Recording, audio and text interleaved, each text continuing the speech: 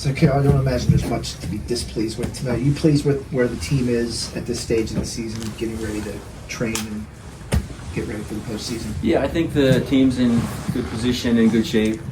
We're happy and healthy and excited for the postseason. Remember, a year ago we had an injury in this last match, and it was not a good thing. So we're happy and healthy and excited for what's coming up. Cael, thoughts on Tyler coming back after missing a couple there? I know you're trying to be very careful with him, obviously. So, Yeah. What went into maybe letting him wrestle the last one, and also Braden wrestled last week, but he didn't go this week? Yeah, I think with Braden it's just precautionary, and with Kasek, he just any kind of injury like that, it's just they go through the trainer and the doctors, and so they have a protocol procedure they follow, and he followed it, and he was cleared and ready to roll, and he looked pretty dang good.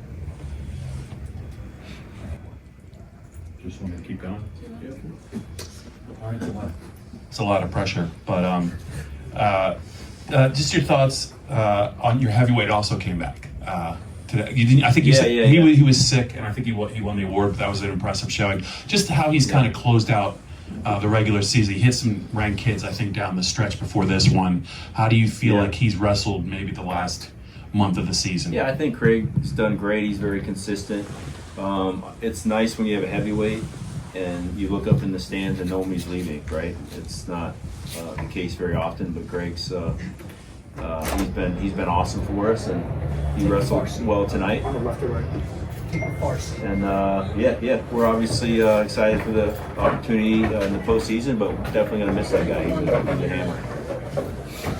Take this one. Do you have anything else for Cael? You have one more? Go ahead.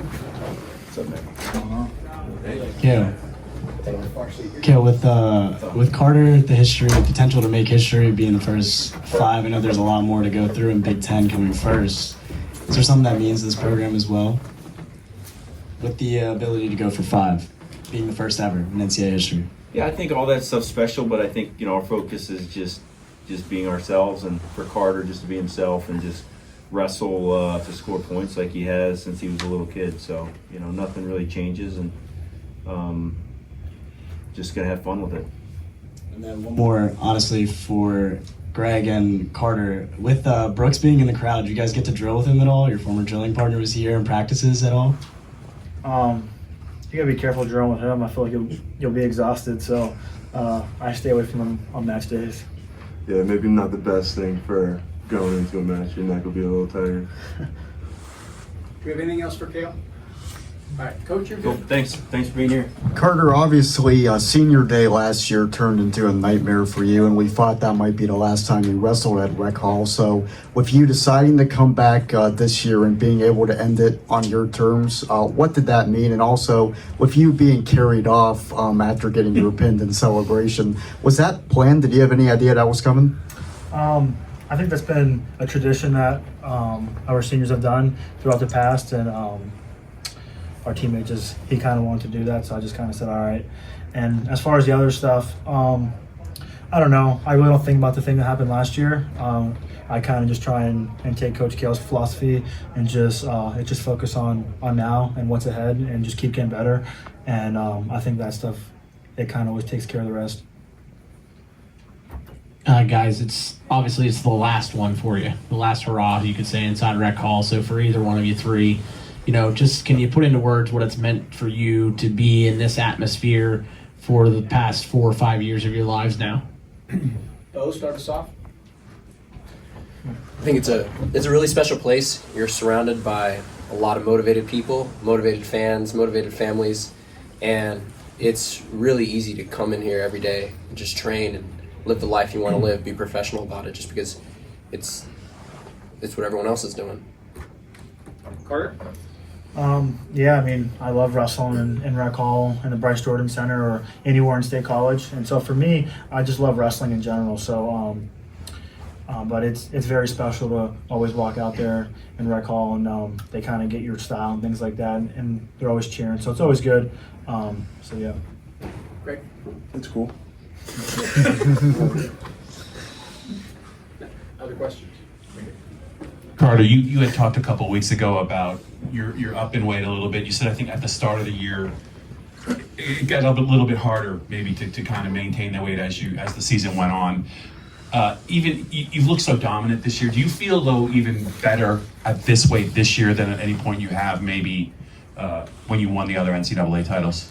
No, I mean, for me, as an athlete, it's my job to make sure that I'm ready to go, and whatever weight class that is, I always make sure that I got to do what it takes to win. And that's the thing about winning; it's not loyal to you. So you got to make sure that you're on the right course and always doing the right things. And for me, obviously going up was good because it was last year was a really hard weight cut, but now it's also a really hard weight cut. So just you just got to figure it out, and then when those lights come on, got to turn that kill switch on. Guys, could you just, the next couple of weeks, is it intense training? Is it, when you reach your peak and all, or is it a little bit lighter? What goes on the next couple of weeks to get ready for the postseason? Just smash whoever's out there. Sounds about right. Whatever the coaches say, everyone has mindsets that work for them. At the end of the day, you got to be ready to present your best self when it's time. Whatever that takes, you got to be real happy, real angry, I don't know, drink 3 cups of coffee, whatever you need, present your best self. So I think we're all going to be doing that. Beau, you looked like you were really eager to get going tonight. Sprinted out on the mat, 6 takedowns in the first period. Have you ever had 6 takedowns in the first period? I don't know if I've taken more than one shot in a match before. Well, what went into that? Just one final performance for the crowd? I think most of my college career I kind of just struggled with.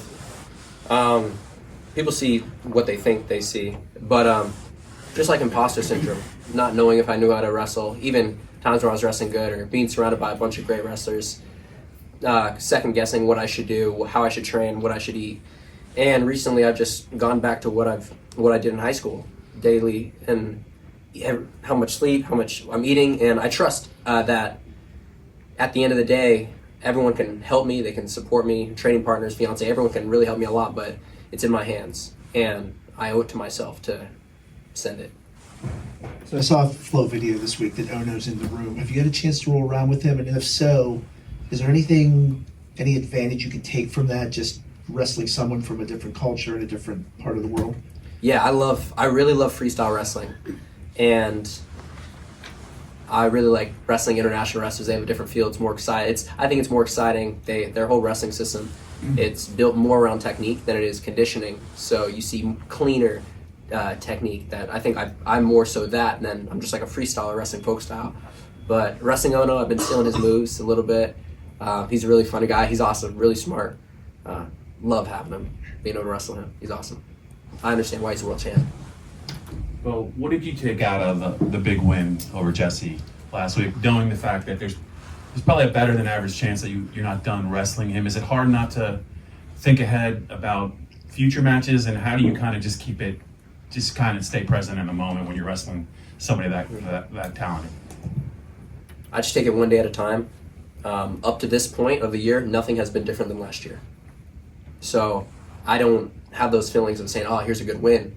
I won the duel last year. So it's really just moving forward, continuing to grow, keep that love to compete, really get after it, not being complacent with myself. That's easy. The fire's burning. I want to go wrestle. We've got time for one more. Go ahead. Gonna put you guys on the spot real quick for all of you. Now that you've wrestled every dual meet there is to wrestle in your careers, both in this building and at the Bryce Jordan Center, if one memory stands above the rest, what is that memory? The next memory, probably. I like that answer. Marco Vespa strapping up a cradle in Bryce Jordan Center. Those like that 5-10 second window was really crazy. Yeah, that was crazy. That was all. We do have one final. Carter, I do have one. You did coin the phrase all day work. What does that statement mean to you, and how do you enact it every day? It's just something I kind of live by. Just kind of like for me in my head, I just always want to do the best possible. Obviously with myself and my training, and for me when it's all said and done, I don't want there to be like a stone left over. So for me, no matter the time of day or whatever, just all day work. Awesome. All right, thanks everybody.